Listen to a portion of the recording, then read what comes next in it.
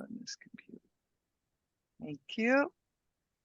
Today's presentation comes from Shutta Crum, who, in addition to her other achievements, has recently won 3 first places, a second place, and 3 honorable mentions at the FWA and FSPA conferences.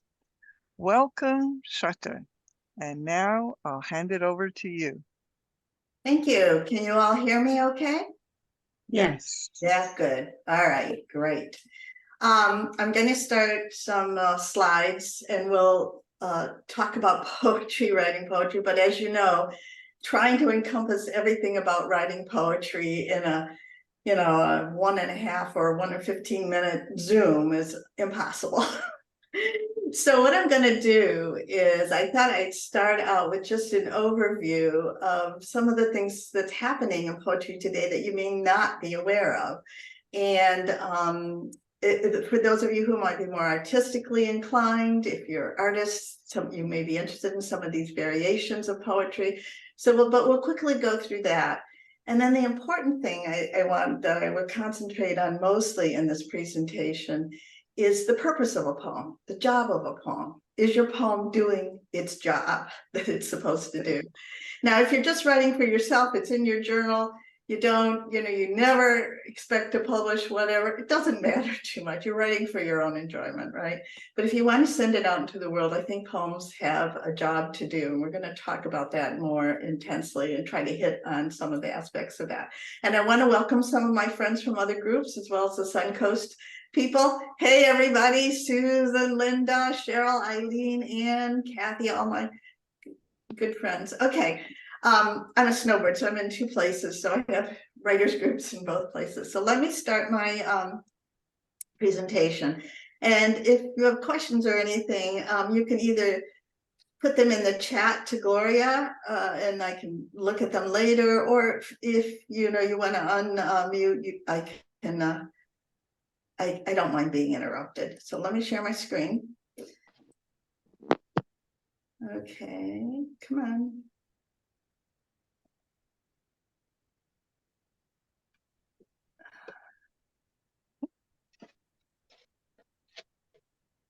Let me do the slideshow from beginning. Okay, can you all see that? Just nod your head. You can see it. Good. All right. Now, if there's a bunch of people on the side that are in the way of the slides, you can minimize that down using that little tiny bar at the top down to minimize the picture of all of us so you can see the slides better. Okay. All right. We'll get started. Okay. Now, you all know a poem when you see one. I mean, physically, you see these 2 pieces of writing, one with stanzas, one without, and you know it's a poem because, for one thing, it just looks different. Sort of immediately, we know what's a poem and what's prose. Okay. You know what? I have got this weird little bar at the top. I'm going to erase that. It tells me I'm sharing. Let me get that out of my way if I can remove the... Can I remove the control? Let me see. I'm not sure I can. Okay, well, I may have to just live with that. All right, it just tells me I'm sharing. I want to get rid of the ribbon at the top if possible. Hide video panel there. No, I don't want to do that. Sorry, guys. Let me get back to it. I'm sorry. I've done this before, but I know there's a place to hide that ribbon at the top. Hide floating meeting controls. Yes. Okay. All right. Can you all still see that? Do I have a yes? Yep. Okay, good. All right. Okay. So what is a poem? I think for me, my definition of this is that it's primarily a metaphor. It means something compared to something else, and that's usually something in our lives.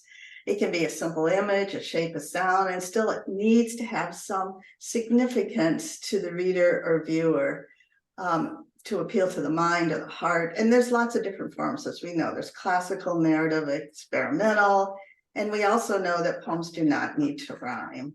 And by the way, there are all kinds of rhyme. So I'm talking here about end rhyme. Poems don't need to end rhyme to be a poem. Okay, so let's go on to the next one here. Oh, wait a second. I'm sorry.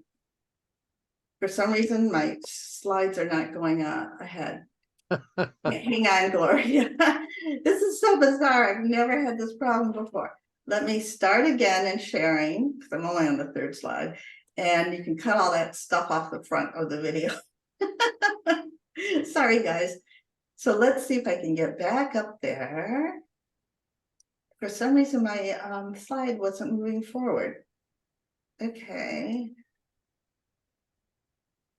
All right, from beginning. Okay.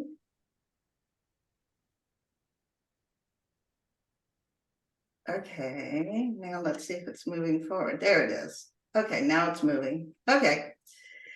Anyway, so y'all can still see that? Gloria, can you give me a yes or no? Can you see that, Gloria? Yes, I can see it. Okay, good. All right. So Webster's definition defines that poetry is writing that formulates a concentrated imaginative awareness of experience in language chosen and arranged to create a specific emotional response through meaning, sound, and rhythm. So those 5 things on the left are the most important. It's concentrated, it's imaginative, it's experiential, it's precise, and it's purposeful. Now I've added the other things on the other side of this slide, that it can be performance-based, it can be visual as well as written, it can be 3-dimensional, it can exist as a non-fungible token. And I'll explain what that is in a minute. And it doesn't have to be permanent, it can be temporary, and it can be found poems. So keeping all that in mind, would you say this is a poem? Anybody want to speak up? Go ahead. Would you say this is a poem? Yes. Yes, it is a poem because it is concentrated. It's imaginative. Look at that. It's experiential. She's talking here about her body and about financial problems and all of that. It's precise and it's certainly purposeful. And I love the title. Some of my arrows are wrong. I mean, when we go through life and we are making different turns, different ways, some of those are wrong turns, right? So I would definitely say this is a poem, and it was published as a poem. And I think that's the Minnesota Quarterly Journal. Anyway, here are some other forms you may be familiar with. We have all seen concrete poetry, visual poetry over there to the right side of the screen with the famous Forsythia poem there. I love that, against the bright yellow. The book, The Age of Phyllis, is an interesting book if you want to look at forms. This is by Honorée Jeffers. And what she's done is she's done a whole series, a book about Phyllis Wheatley, America's first published poet, who was an African-American slave. But in this book, Honorée uses all kinds of forms. And I love this one that she's got here. If you read the left side, it's a poem. If you read the right side, it's a poem. But those words in the middle cross over to both halves. So the first part of it, these are my poems, no one else. And then Susanna, who was her white quote unquote mother, Susanna called herself Phyllis's mother, no one else saw you on that dock. And then you can go back to Phyllis, no one else writes my words, and then Susanna, no one else wanted to take you. So it's nice, it's a 2-parter, but it's nice just to look at individual forms, to look at The Age of Phyllis. If you get it out of your local library, if you don't want to buy it, it's just a wonderful book. Okay, well, here's some other forms you may be familiar with, like prose poetry. There on the left, prose poetry uses a lot of the literary techniques that we all know and love in poetry with stanzas and that kind of thing. But here she's combined it with some photographs and done it almost as a footnote. And then blackout or erasure poetry we're familiar with, in which you take a page, you find the poem within the page. This one's kind of fun. Jennifer's includes some artwork. But when I think about how poems exist in the world, they can exist in a lot more than the ways we're used to, than in stanza-based or prose, or even concrete poetry. They can be performance, all of these other kinds of things. They can be part of the landscape, right? And they can be found. So let's look at some other examples of types of poetry we're seeing today. Here are some poems. Now, you may not think it looks like poems, but they are poems. Ian Hamilton Finlay is a well-known Scot poet. Well, he's gone now, unfortunately, but he did all kinds of concrete, physical poetry out in the world, and he worked with neon and all of that. Ronnie Horn's piece, the lines of the poem can be all mixed around. That's a museum installation with her poem. And the haiga by Michael Henry Lee. Haiga is a traditional Japanese form that combines artwork, calligraphy, and a haiku.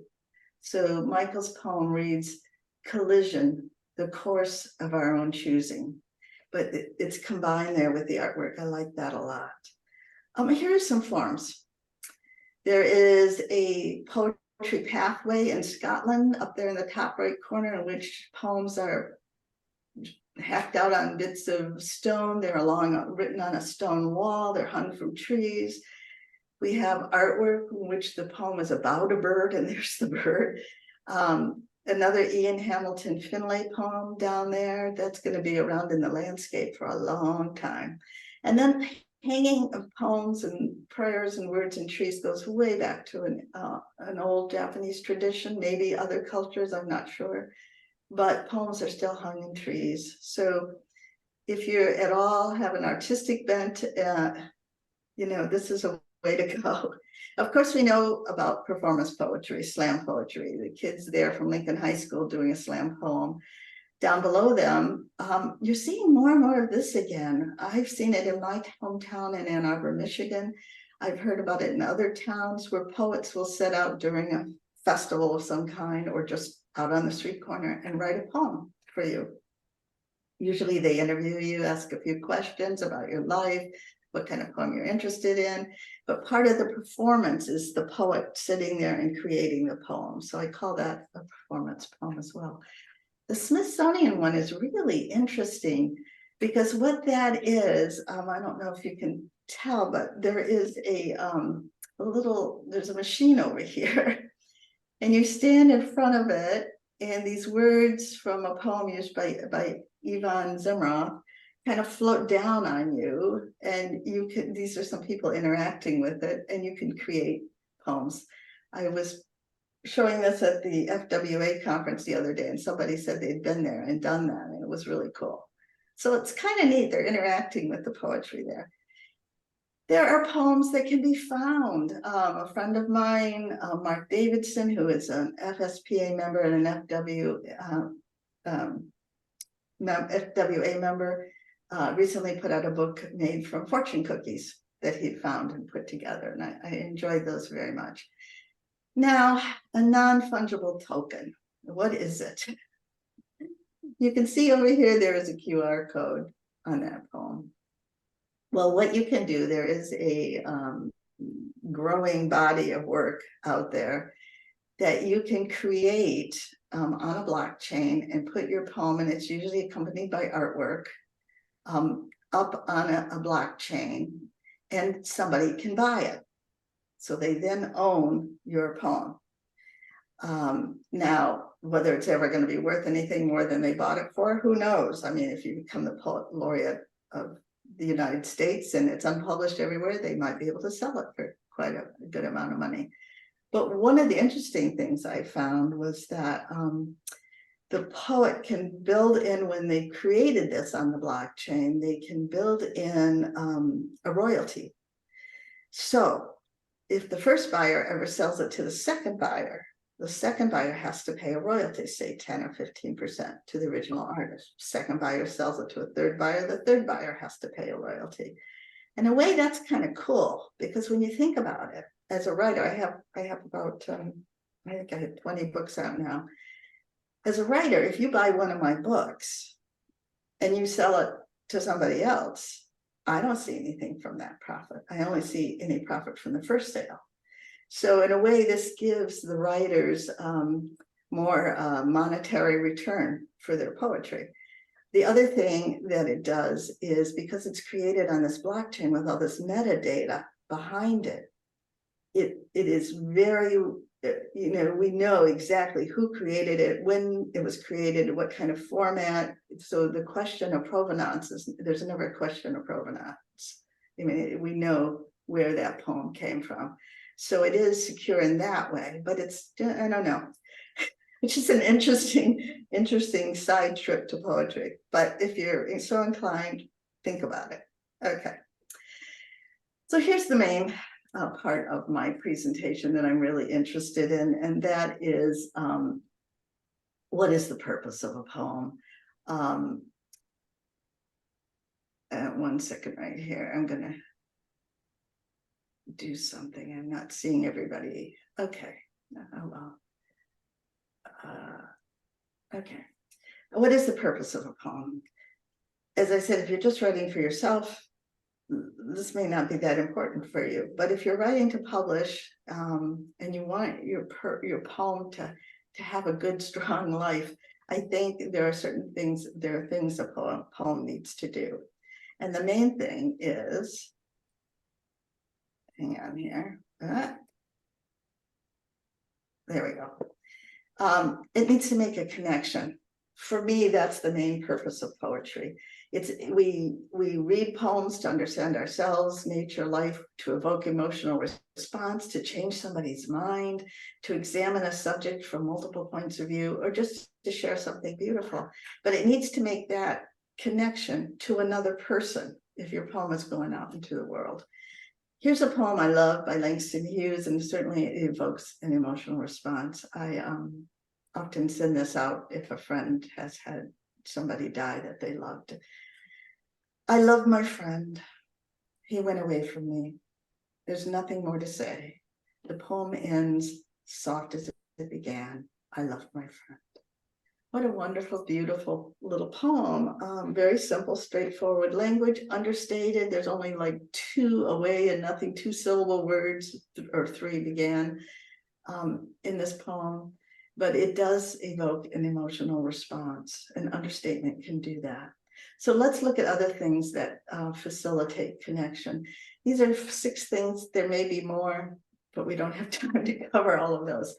So I want to look at these 6 things in terms of what they can do to help your poem make a connection with a reader. That's the main purpose here. So we're trying to get that connection to somebody outside of ourselves.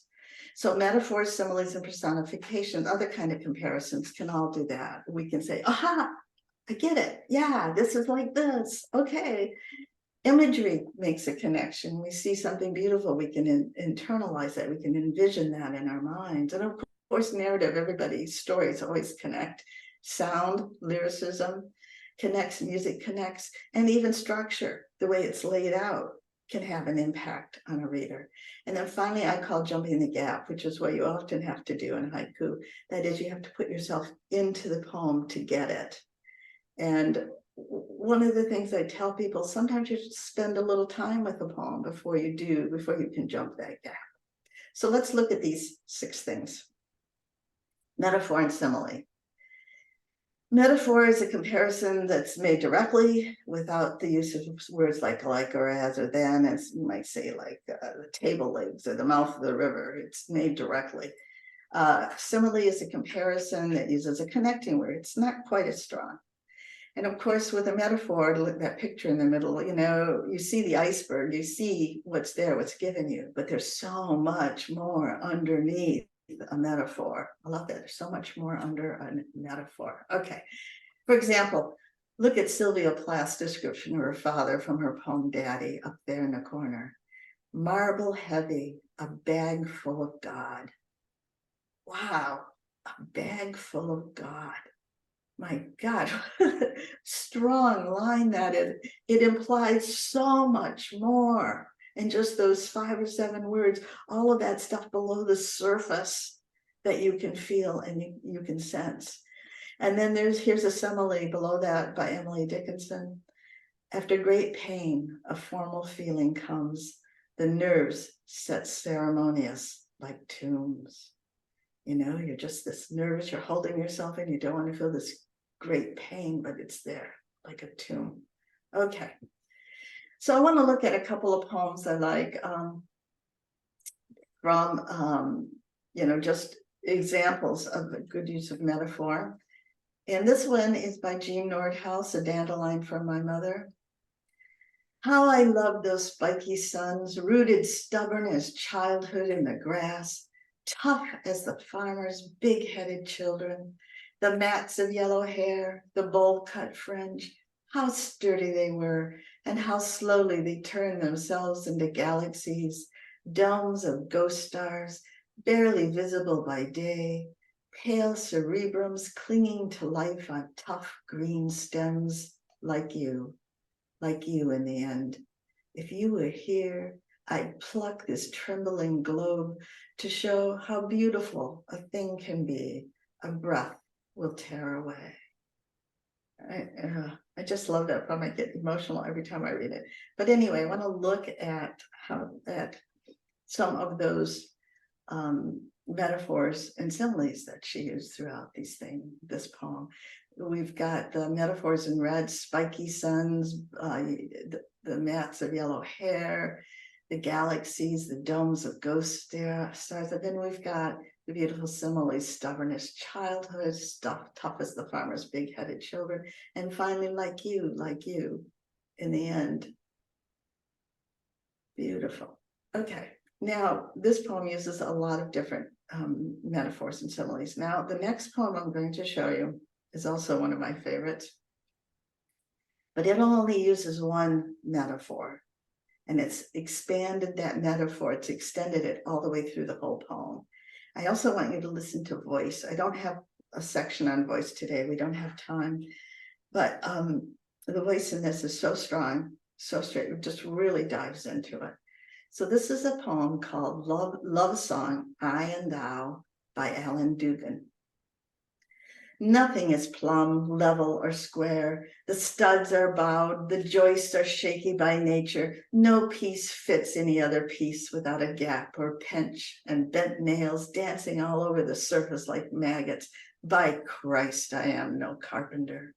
I built the roof for myself, the walls for myself, the floors for myself, and I got hung up in it myself. I danced with a purple thumb at this housewarming, drunk on my prime whiskey rage. Oh, I spat rage's nails into the frame up of my work. It held. It settled plumb, level, solid, square, and true for that one great moment. Then it screamed and went on through, skewing as wrong the other way. God damned it. This is hell. But I planned it, I sought it, I nailed it, and I will live in it until it kills me. I can nail my left palm to the left-hand crosspiece, but I can't do everything myself. I need a hand to nail the right, a help, a love, a you, a wife. Oh my gosh. Oh, such a strong poem, but he's used a pretty common metaphor. He's used a metaphor of building a marriage or a life, building a house. It's a metaphor we've seen before, but he's dived right into it. He's crucified himself on this marriage, this relationship, this house, this home, and he needs somebody else to nail his right hand. Oh my gosh, what a strong poem. And the voice all the way through, just wonderful. Metaphor is important in haiku as well. It's central to all poetry, according to Matthew Carrillo in this essay he wrote.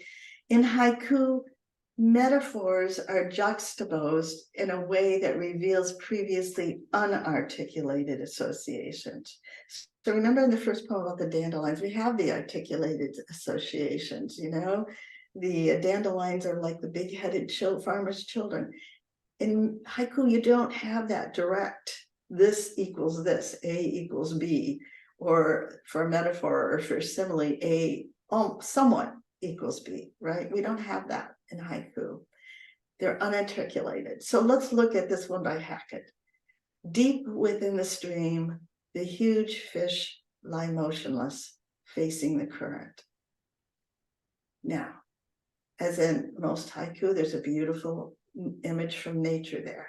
But where's the metaphor? If you look at this, you spend time, sometimes you have to spend time with haiku.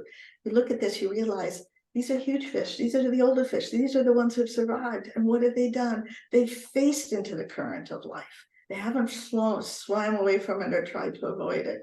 They lie motionless. They are calm. They are facing life. That's the metaphor.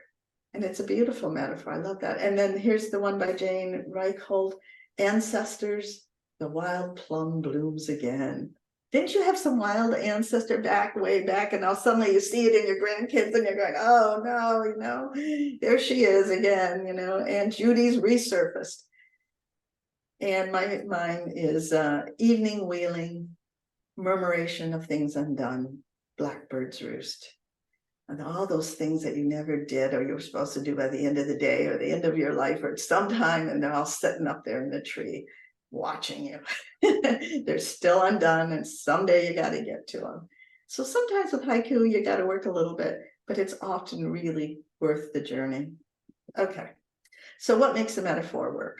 By the way, I have 2 handouts on my website that has notes from all of this, so I will direct you to that later, so you don't have to write this down.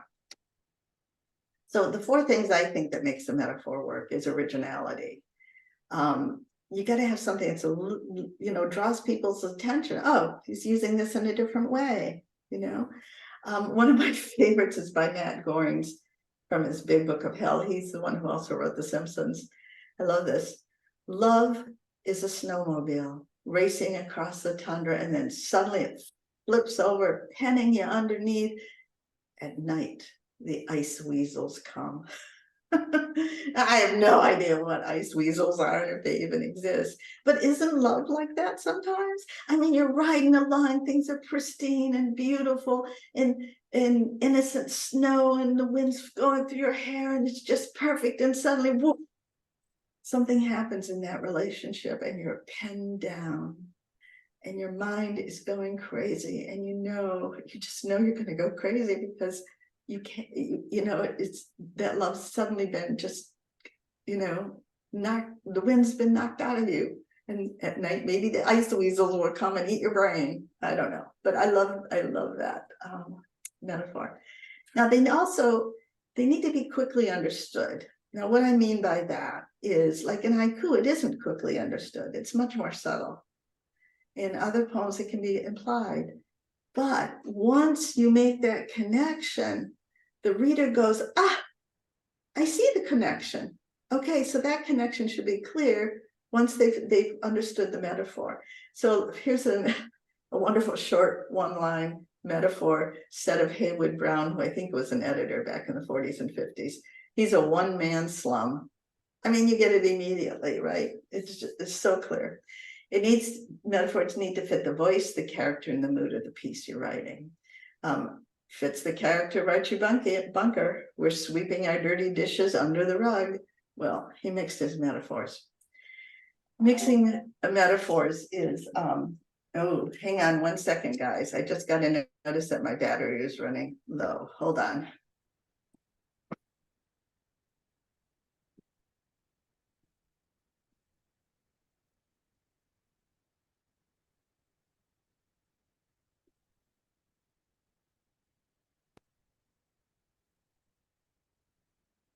Okay, I think that should be it. I didn't realize it was not plugged into the, it was a little bit loose anyway. Okay. So you want to mix your metaphors purposefully. Here's one that Ronald Reagan did, not on purpose, I'm sure, if he thought about it. The ship of state is sailing the wrong way down a one-way street. So, but you can use them purposefully if you want to enhance character or silliness of a piece. For example, the Archie Bunker one is used perfectly. Okay, so originality, quickly understood, fits the voice, character, and mood of the piece. And don't mix your metaphors unless you're doing it on purpose. Now, I said originality. Originality is important, but you can take a very common kind of metaphor, and like the love song I Am Thou by Alan Dugan, and really dive into it. So you extend it in such a way that you've taken a very common metaphor we all understand and just made it something glorious. So here's a poem called Machiko Dead. Jack Gilbert chronicled his wife's illness, and this is a poem after she died. And he's taken that very common metaphor of carrying a heavy load when you have grief in your heart. We all feel like we're carrying this burden of grief when someone we love dies. But he's done such a beautiful poem with that very ordinary metaphor. So here it is, Machiko Dead. He manages like someone carrying a box that is too heavy, first with his arms underneath. When their strength gives out, he moves the hands forward, hooking them on the corners, pulling the weight against his chest. He moves his thumbs slightly when the fingers begin to tire, and it makes different muscles take over. Afterward, he carries it on his shoulder until the blood drains out of the arm that is stretched up to steady the box, and the arm goes numb. But now the man can hold underneath again, so that he can go on without ever putting the box down. What a beautiful poem about carrying grief, that load of grief we have, taken with a very ordinary metaphor and extended just beautifully. Okay. Imagery was another, we're moving on to the second item in that list that helps us promote connection, and imagery was another item of that. You know, we see things in our head. We get that when we read figurative language, and that makes the connection. Your reader can see it. This little love poem by Robert Bly, this is the whole poem, just one image. When we are in love, we love the grass and the barns and the light poles and the small main streets abandoned all night. Isn't that lovely?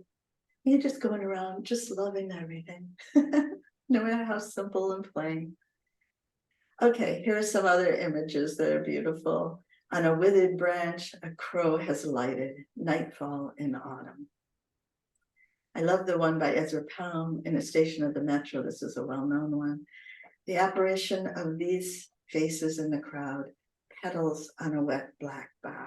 So at first they're foggy, this apparition, but then we see them, they clear up a little, and we see like petals on a wet black bough. So you can really envision that. I want to look at a poem by Ted Kruser in a little more depth, so that you can see how he's created this imagery so strongly. Ted Kruser was a poet laureate, one of my favorite poets. Anyway, also look at that opening metaphor. Only one cell in the frozen hive of night is lit. Okay, you can imagine a beehive, all these little cells in a dark night, and one little cell up there is lit. What a beautiful image to start, and a great metaphor. Okay, so let's read this and then we'll look at it more closely.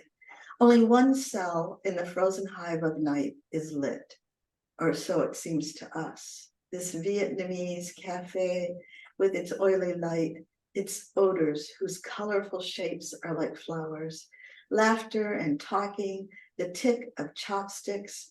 Beyond the glass, the wintry city creaks like an ancient wooden bridge. A great wind rushes under all of us. The bigger the window, the more it trembles. Okay, let's look at what he's done here. Look at that. We have all these sight imagery. Frozen hive of night, for example. We have taste, touch, oily light, you know. We have smells. We have flowers. We have sound, you know, the trembling of the building, but also the touch, the trembling of the building, the tick of the chopsticks, the laughter.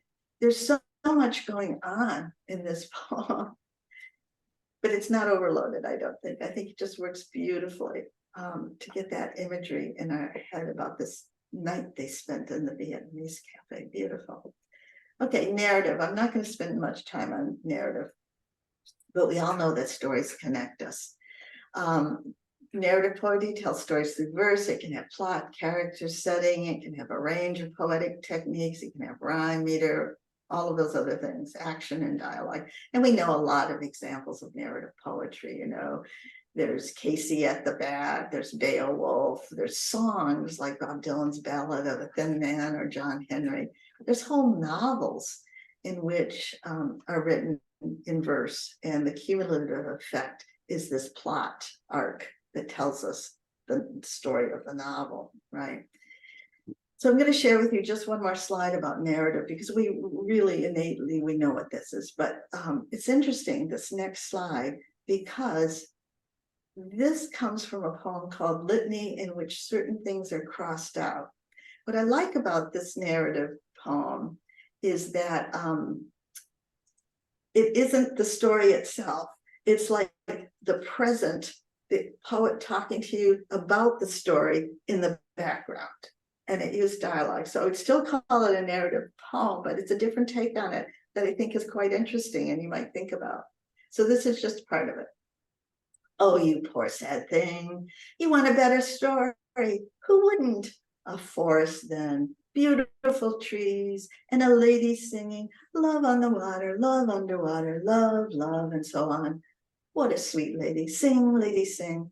Of course, she wakes the dragon. Love always wakes the dragon. And suddenly, flames everywhere. I can tell already you think I'm the dragon. That would be so like me, but I'm not. I'm not the dragon. I'm not the princess either. Who am I? I'm just a writer. I write things down. I walk through your dreams and invent the future. Sure, I sink the boat of love, but that comes later. And yes, I swallow glass, but that comes later.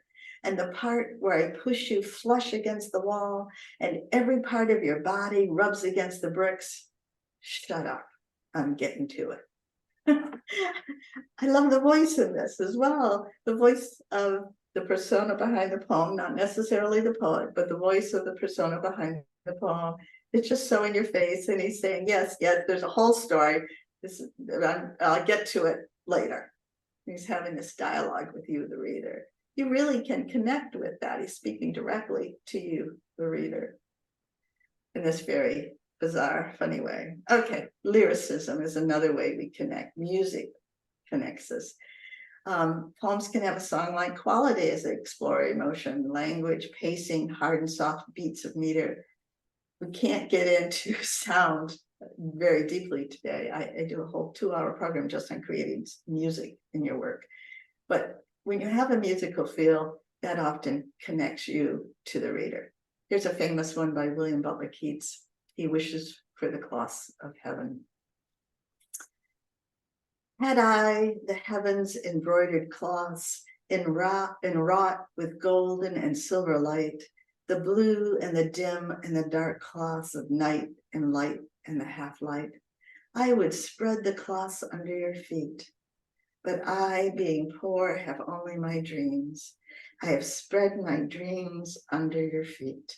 Tread softly, because you tread on my dreams. What a beautiful poem, but very lyrical. Lots of music in that.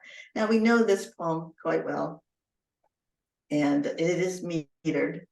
And having meter in a poem, of course, makes it much more musical. And I've even heard that you can sing this song. Now, I'm not a singer. I will try something here in a minute. You can sing this song, this poem to 2 well-known songs. You can sing it to Greensleeves or Hernando's Hideaway. Whose woods these are? I think I know. His house is in the village though. Hernando's Hideaway. Or whose woods these are? I think I know. His house is in. So on. You can do it to Greensleeves. I've sung it many times in the Venice Chorale. Have you really? Oh my Yeah. goodness. Oh, that's wonderful. You know, I would love to have, if you have that on YouTube or anything, I would love to have to see a little video of that and hear you singing that. That would Well, be great. Yeah, I don't have the music, so but we Oh, have sung it several times in the past. cool, cool. Oh, yeah, the first time I've heard somebody say that, that's wonderful. Okay, well, let's go on. So, but there is music there, as in that first poem, it isn't so obvious. Here is a musical poem that's non-metrical, doesn't have a particular rhythm through it. It does have refrain and repetition, and it has structure, but it doesn't have the meter, but still it flows beautifully. This is by Langston Hughes. I've known rivers ancient as the world and older than the flow of human blood in human veins. My soul has grown deep like the rivers. I bathed in the Euphrates when dawns were young. I built my hut near the Congo and it lulled me to sleep. I looked upon the Nile and raised the pyramids above it. I heard the singing of the Mississippi when Abe Lincoln went down to New Orleans, and I've seen its muddy bosom turn all golden in the sunset. I've known rivers, ancient, dusky rivers. My soul has grown deep like the rivers. Such a beautiful poem. And the thing that blows me away is he was 17 when he wrote this. 17, riding on a bus, and he scribbled this poem. I'm like, oh my God. Anyway, you got that beautiful refrain, you know, I bathed, I built, I looked, the repetition of structure, and all of that lends to the lyricism. So you don't necessarily need meter.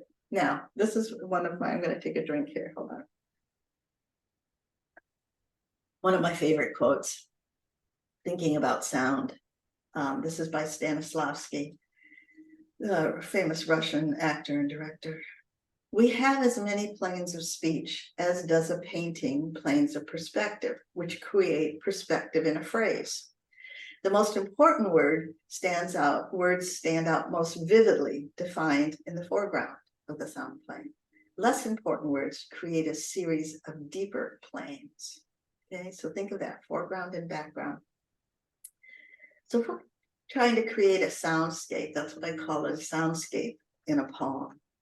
You need to think of those important words that will give your poem its historical setting, its emotional, its mood, those front words that you really want to jump out. But also, all that background color, all that dense background color, those are all created by the kinds of things we learned in elementary and junior high school. Things about rhyme, alliteration, assonance, consonants, onomatopoeia, meter, alliteration, you know, repeat of initial sounds, assonance, repeat of vowel sounds, consonants, repeat of consonant sounds, rhyme, all kinds of rhyme, internal rhyme, penultimate rhymes, slant rhymes, all those kind of things help create this really dense background behind all those foreground words you choose. So let me give you an example. This is a little bit of one of my few poems you'll see today. This is the last half of a poem called A Dreamer's Green, in which I wanted to emphasize the historical kind of old-fashioned, like 19th century feel to it. That little picture at the bottom is what Flemish rope looks like. Green, a word that sailors dream, the dim unwindings of Flemish rope, a glint, a gleam, a grin, and then the rakish tilt of verdant brim, the sheen of velvet cape and glove, the hand unseen that belays the bark, green past islands of kelp hung dark, up silvered slope of rung and rope, a ladder's abeam, a listing moon, snagged in the arms of a drifting dream, and green, the moon's awaiting arc. So I wanted to write a poem about green from this old-fashioned perspective. So I would say my word choice, those forward words to give you the historical perspective, are things like Flemish, verdant, bark, kelp hung, abeam, anything with those prefix of A or BE, you know, kind of gives you that old-fashioned feel. But that background color is critical. And that's done through alliteration like glint, green, grin, and silvered slope, and the words rung and rope. And then also you've got that internal rhyme, slope and rope. You've got that long, you've got the assonance in there too. The long O sound, slope and rope. All of those things contribute to the music in the background. And then I've kind of underlined some of the rhymes just scattered throughout. That makes a density in the background of your poem that your foreground words can pop out on top of. So I hope that makes sense. Here are some of the things, of course, that we all learned in school, and do apply them. Especially, you should read your poems out loud. I read my poems out loud to myself a number of times before I know that they're ready to go out into the world. And if I can hear that music, or make a better word choice, that's great. Don't forget vowel sounds. Vowel sounds are so important in English. It can really affect the whole mood of the piece. And if you want to know what I mean, I'm going to show you some examples. So we have the highest, the B, and the lowest, the boo, down at the bottom. These are the frequencies of English vowel sounds. So here's a poem we all know very well that we read in elementary school. In Just by E.E. Cummings. In just spring, when the world is mud luscious, the little lame balloon man whistles far and wee, and Eddie and Bill come running from marbles and piracies, and it's spring, when the world is puddle wonderful. The queer old balloon man whistles far and wee, and Betty and Isabel come dancing from hopscotch and jump rope, and it's spring, and the goat-footed balloon man whistles far and wee.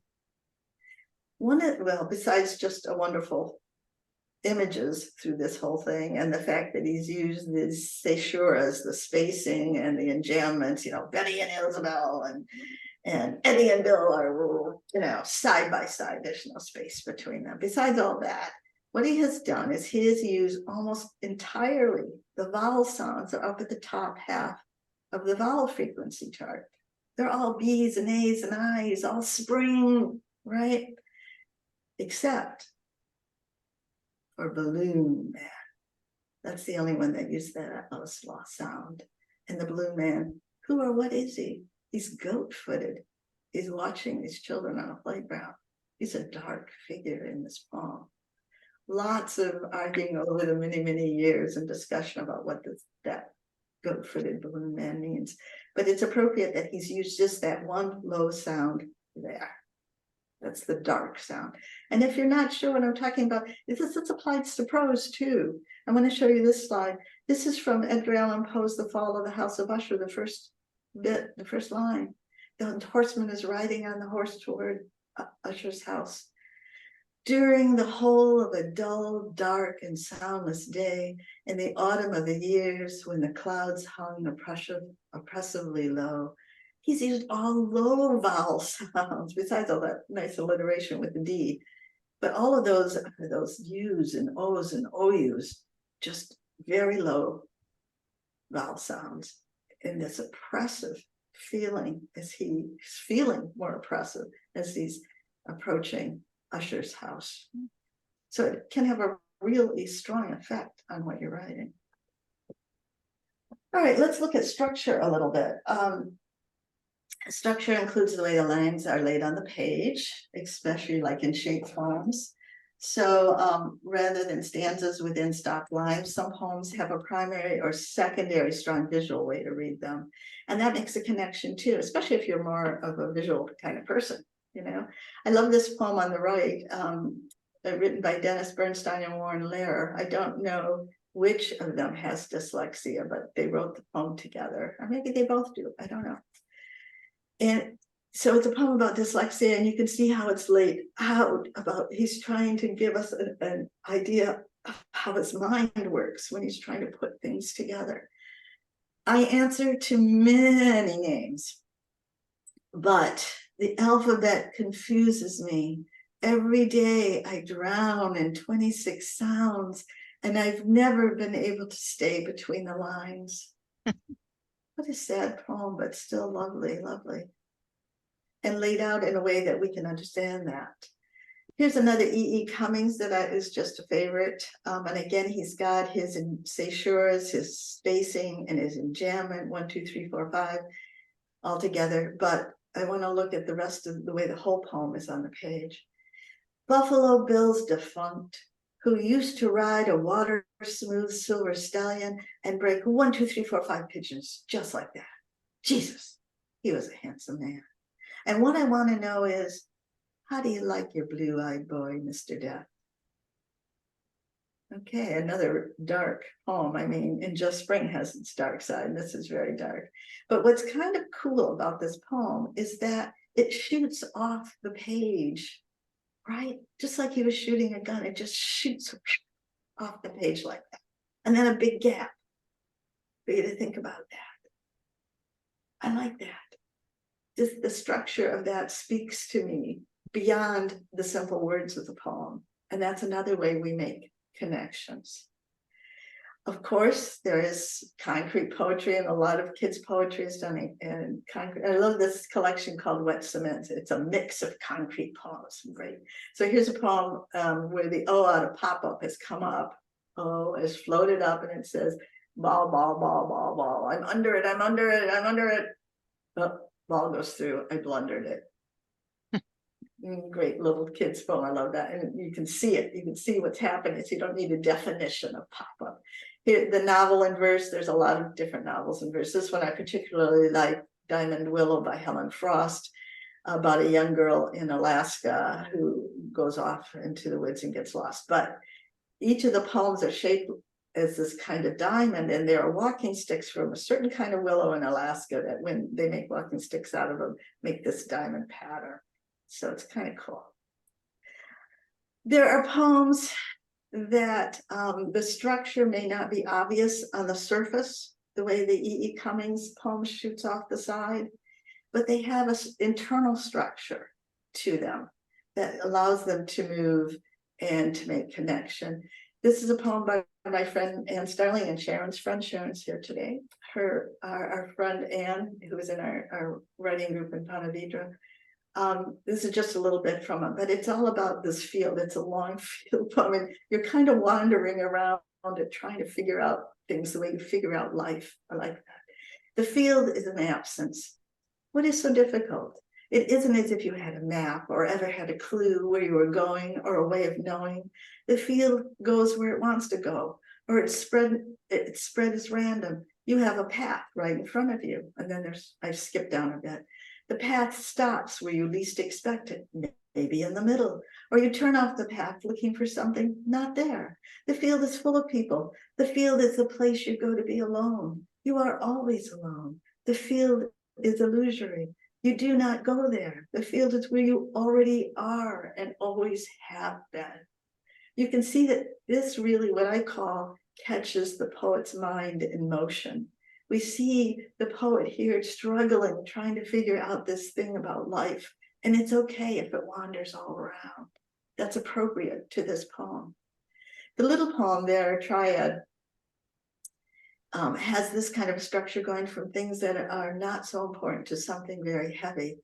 These be three silent things: the falling snow, the hour before the dawn, the mouth of one just dead. Now that wouldn't work nearly as well if she'd rearrange those three things, but we've got this wonderful something that's not quite as important to something very important. If you can envision your poem as a shape, I think personally it helps. And this is the way I think about my books, especially my kids' books. I have 15 children's picture books out, and I try to think of the shape of the story overall, not just, the rise and fall, the classic, rise to a climax and denouement and all that stuff. Try to think about the shape. Now, a lot of poems are written circular so that we come back again to the beginning, and there's the wandering, spiraling in, spiraling out, poems that have two stories, like a narrative poem, and then they come together at the end. Don't have to have an outward physical shape to your poem. I remember writing one of my children's picture books, which was in poetry, was in verse. It was about a thunderstorm. So I started way out with long lines because the thunderstorm was far away. And then I kept coming in closer and closer and closer and closer to the middle, when there was booms and bangs and crashes, and there was hail and there was lightning. And then the storm moves further away, right? Well, it worked as a poem. It didn't really work as a kid's book. So my editor said, no, we need to get rid of some of that shape. And it's still in verse and it's still in print. It's called Thunder Boomer. But anyway, but you can see how sometimes having that idea, if you're a visual kind of thinker, having that idea in your mind of what shape my poem should take will help you in some ways write it. There's all kinds of movements. As I said, there's the whole shape of the thing, but there's also that internal movement of things moving, the way my friend was wandering through her poem. So I want to look at another kind. This is a poem by James Cruz. It was in the New Yorker. It's called The Body Electric. Every cell in our bodies contains a pore like a door, which says when to let in the flood of salt ions bearing their charge. But the power in us moves much slower than the current that rushes into wires to ignite the lamp by which I undress, am told to undress, by sparks that cross the gap of a synapse to pass along the message, it's time for sleep. As I pull back the sheets, ease into bed, I think, if I could only look beneath my skin, I'd see my body as alive as Hong Kong, veins of night traffic crawling along the freeways as tiny faces inside taxis look up from the glow of their phones, sensing someone is watching. There's a lot of movement in this poem. And where is it? We have this interior, all these salt ions rushing into us, telling our brain, you know, it's time to get ready for bed. We have the fulcrum there that, you know, the immediate, I pull back the sheets, ease into bed. And then we have the exterior. He starts thinking about it, the metaphor, his body as Hong Kong out there. All the, you know, the blood rushing through all those veins like taxis with people in them with lit up cell phones. You know, can't you just see that? Beautiful imagery and movement inside the poem, even though we don't see it, you know, physically structured.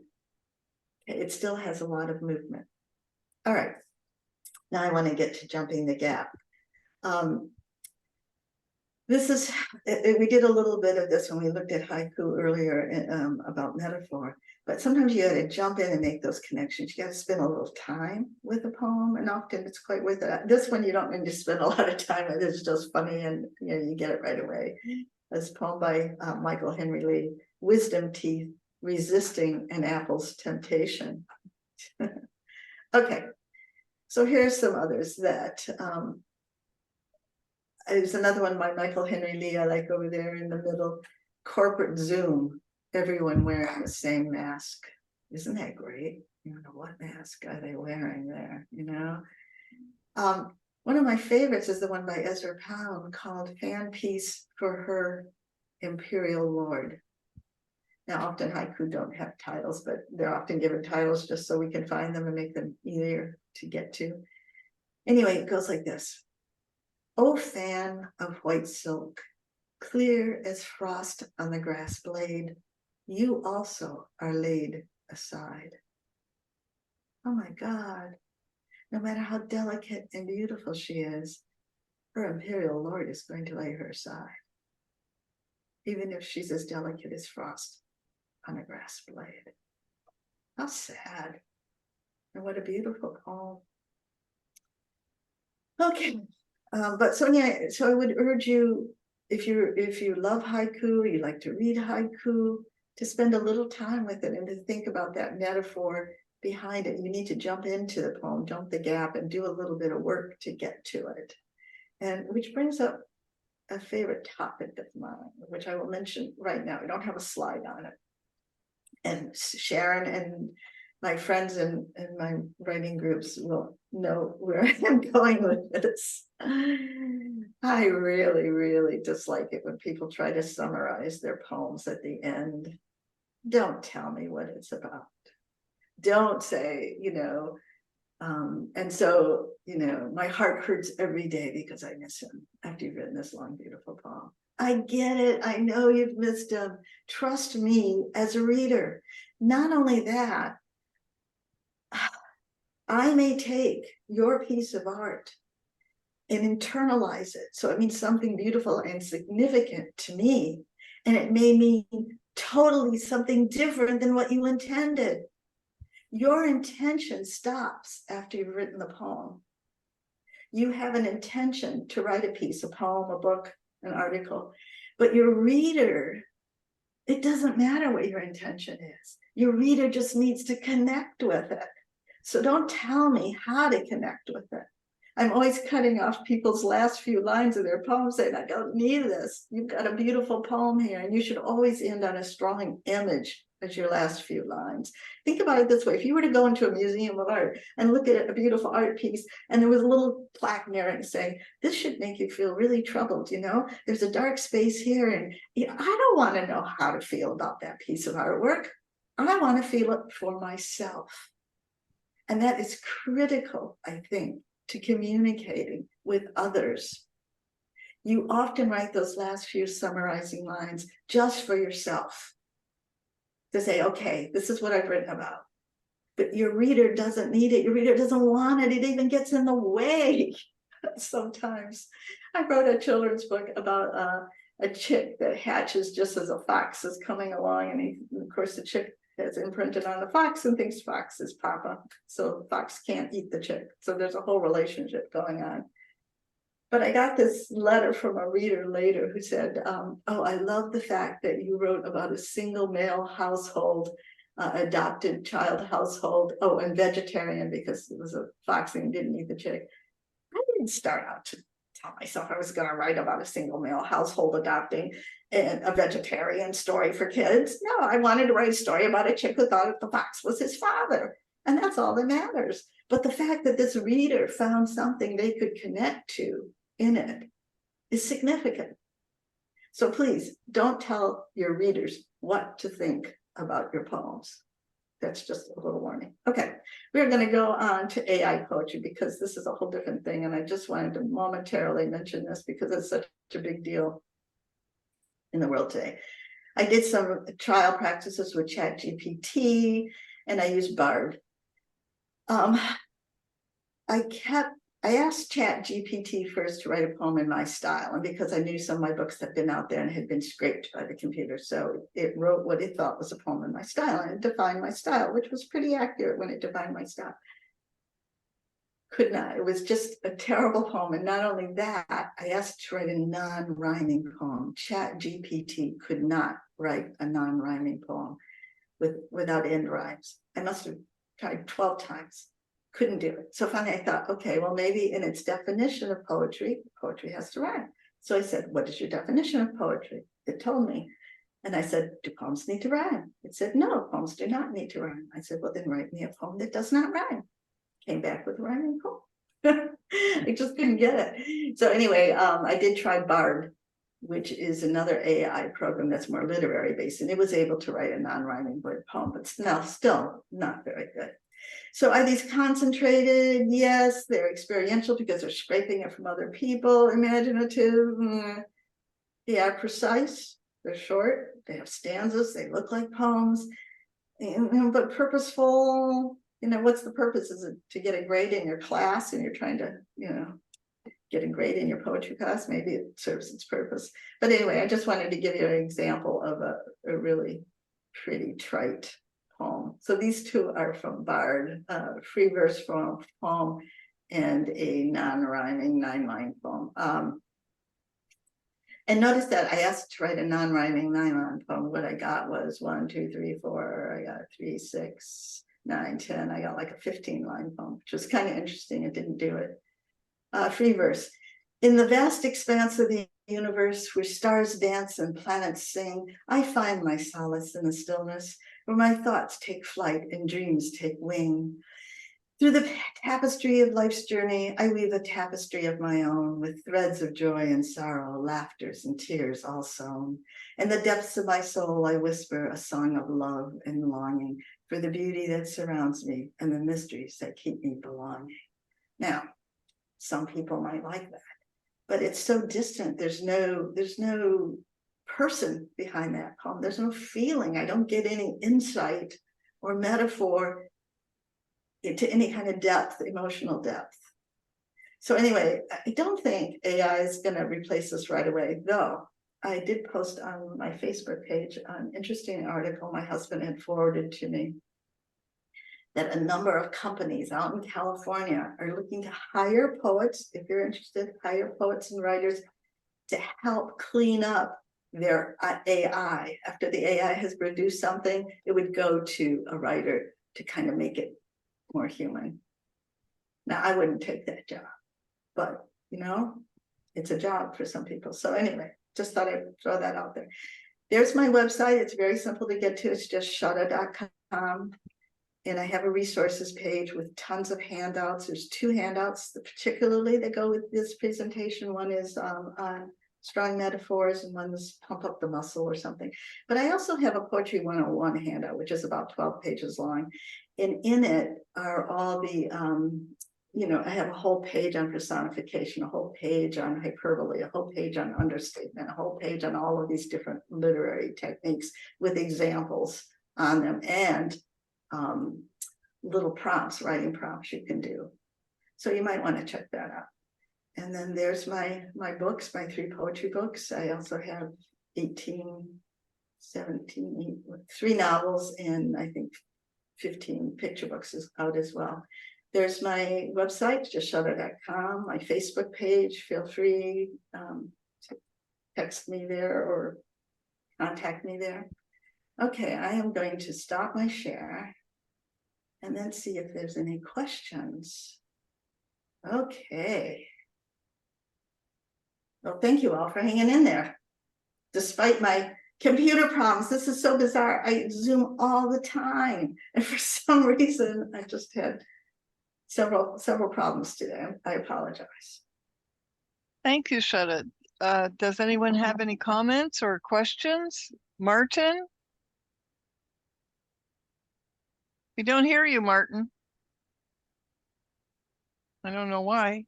Yeah, he's not muted, but for some reason, Martin, is the sound turned down on your speaker, on your computer top? You might have to turn the volume up.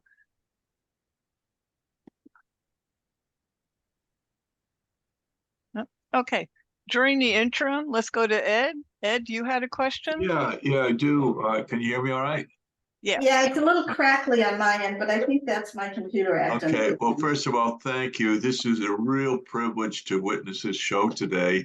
I mean, the first word that came to mind after watching this was gobsmacked. That's not a word I use very often, but I appreciate it. But I'm not a poet, but I would like to ask you a bit about the AI. I read your article, and I was happy about that because it seemed to allay some of my fears.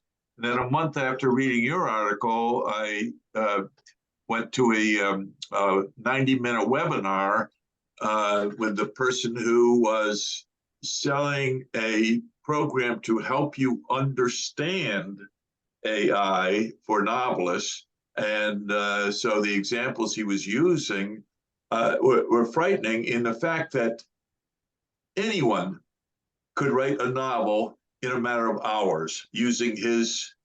He was using ChatGPT, and I mean, it was just awesome. I just come up with a concept. I want to write a children's book. Okay, how many characters you want? We'll give you the names. We'll tell you how they dress. We'll tell you where they live. The complete recipe to create a publishable, saleable novel. So where is this leading us? How many people are going to jump on that opportunity? Because I'm also getting a lot of things from Reedsy and people like that, Kindlepreneur and whatever, that everything is speed now. Get that book done, get it out there. So yeah. I still don't think it's gonna go. I mean, it has a way to go. It is teaching itself. So at some point it may get there to sound more human. But right now what it's writing is not very well written. And I think if you wrote a whole novel from AI, I don't think it would be very good one, first of all. Secondly, things, for example, you will start to see on journals and magazines and submissions, they will say no AI.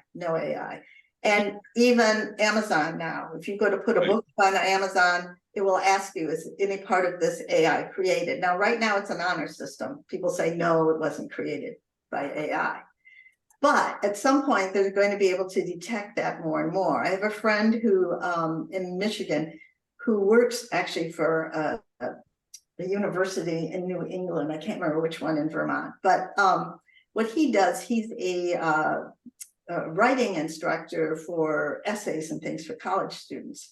And there are programs that can detect, now not 100%, but he uses there are some programs that can detect how much AI is in a piece, and he can find that, he'll catch about 70%, 75% of the essays that have AI in it, it will catch.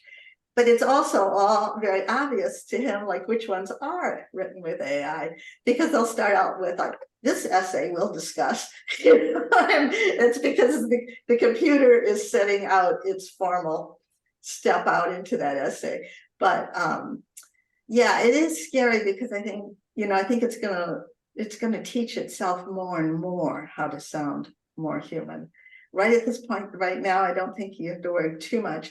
What I am hoping is that more and more of these programs will be automatically implemented, like on Amazon. Because think about it, the last thing Amazon wants is for somebody to put on 200, AI produced books like here and there, and just muck up their whole stuff. Amazon is a big mover here, and they don't want that. So, I'm hoping that more and more of these programs that will catch AI will be implemented. That's all I can say at this point. So we'll see what happens. Well, 30 years ago, I was basically displaced by computer-aided design. My professional career, gone. I use Grammarly as an editing tool.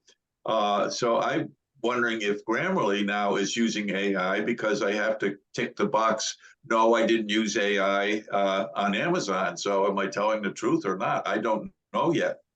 The AutoCrit and a lot of those, even the automatic in Word, I was at a conference, at a program too, at FWA conference 2 weeks ago, and they were talking about that. Even things like, Microsoft Word, when it automatically suggests a different line, a different way to word that. We're all using AI to some degree. The question is, you don't want to use AI completely. I think it's quite fine to take the suggestion that Microsoft Word or Grammarly gives you, or not take it, use your voice. So I don't know. Thank you. Yeah. Any other questions? Yeah, I think there it you are, works now. Martin. Does it Okay. work? Yes, Yeah. yes. Oh, very good. Very good. I almost missed your presentation. I had forgotten about it, but then I saw the reminder from Bill, and I'm very glad that I didn't miss it. I learned a lot.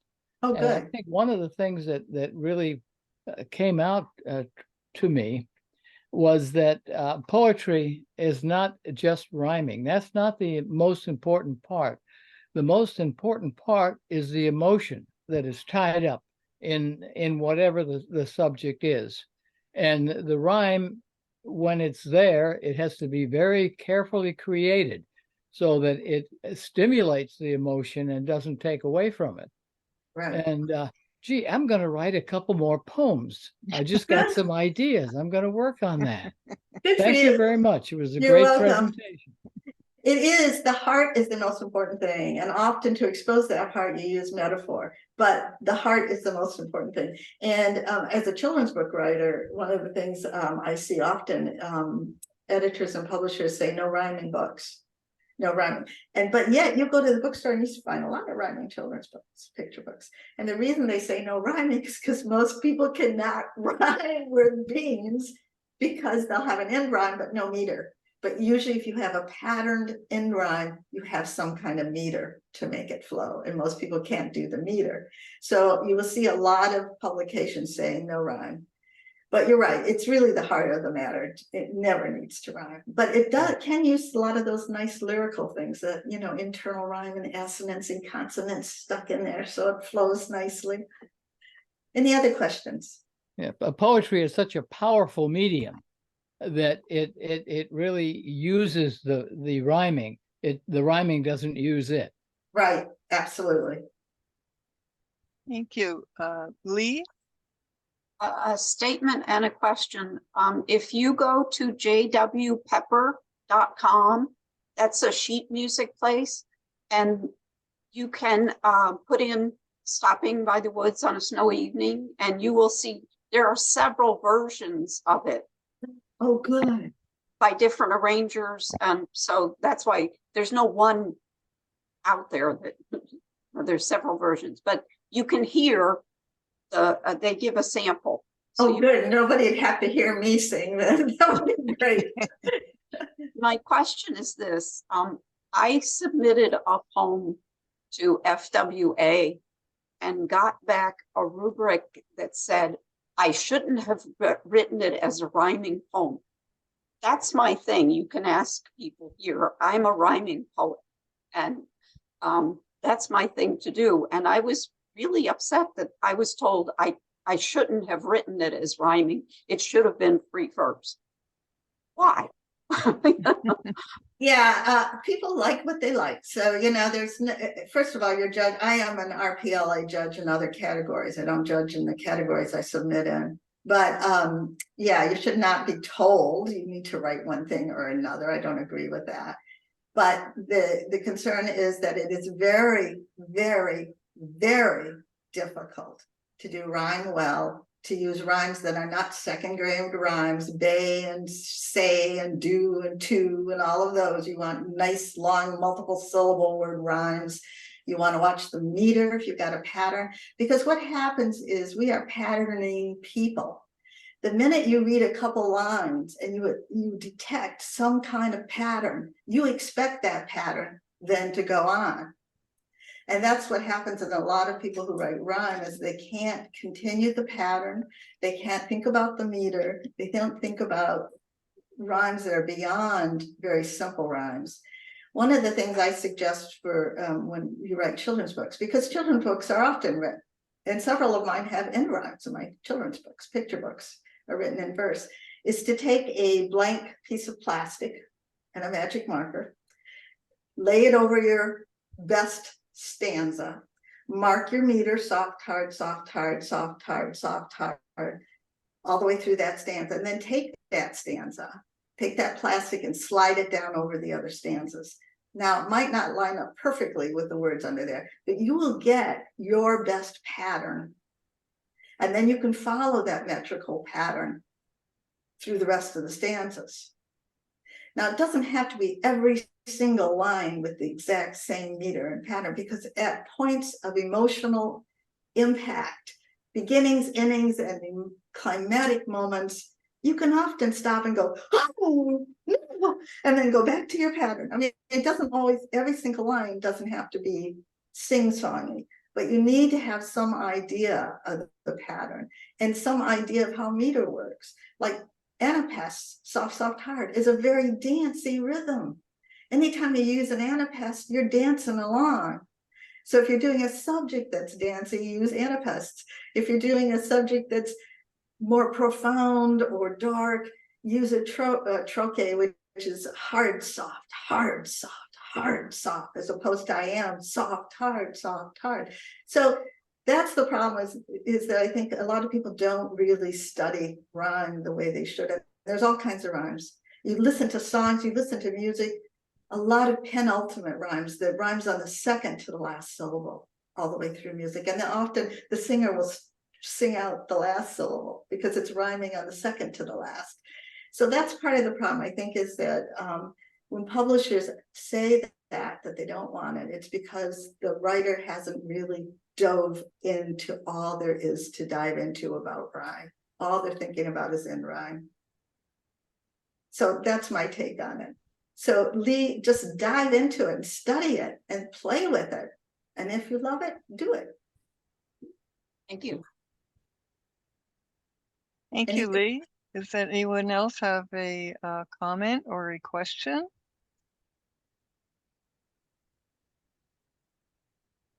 No. Okay. Well, Lee, also I wanted to mention, I did write an article for the Florida Writers Blog. I also write for the FSPA OPAC magazine, a column on craft.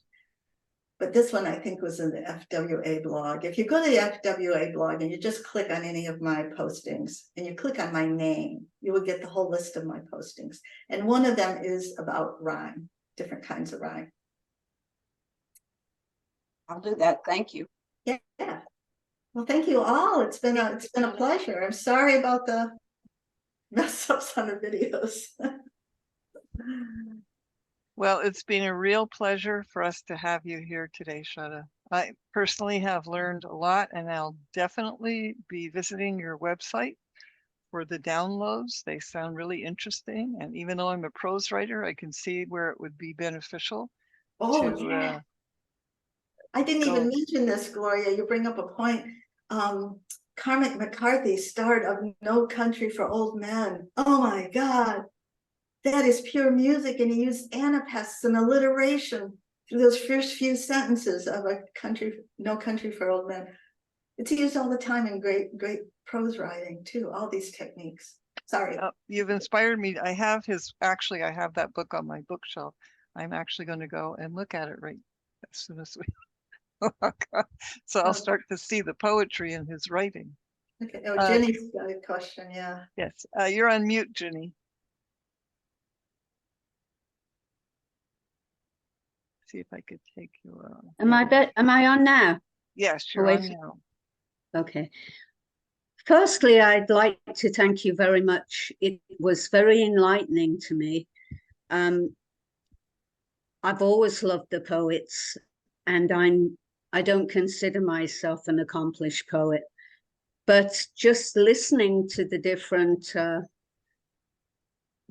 parts of how you can travel, I've really written down some ideas already, and I'm very grateful for your coming today. Thank you very much. Thank you. Any other comments before I hand it back over to Bill? No? Oh, Pam, you're on mute, Pam.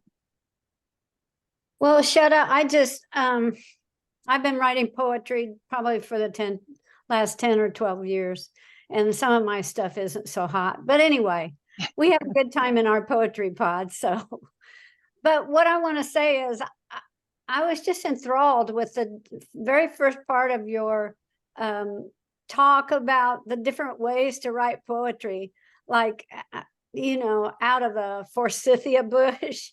I mean, I hadn't even ever seen poetry written that way. So I just think that is phenomenal. So anyway, I really enjoyed your talk today, and I got a lot of information that can help me write poetry, and I appreciate all of your time you took with us today. Thank you very much, Pam. Some of my poems are not very good either. Those are ones that don't see the light of day. They stay in my journal, or else 20 years later. I have had poems I've gone back to. I've been writing since I was in junior high, but some of my poems I go back to 20, 30 years later and revise, because now I know what it needs. I didn't know for years and years and years. So it's quite okay. Any other comments before I hand it back over to Bill? Okay, Bill. Thank you, Shutta. Enjoyed it very much. You certainly do bring a level of expertise to it, and very educational for everybody that was here. Do want to leave everyone with a reminder to go onto our Facebook page and follow us. That's the Suncoast Writers Guild. With that, I guess we're bringing this to an end. I want to wish everybody have a great weekend, and don't forget to set your clocks back. Okay, take care. Bye-bye. Bye, everyone. Thank you. Thank you. Thank you.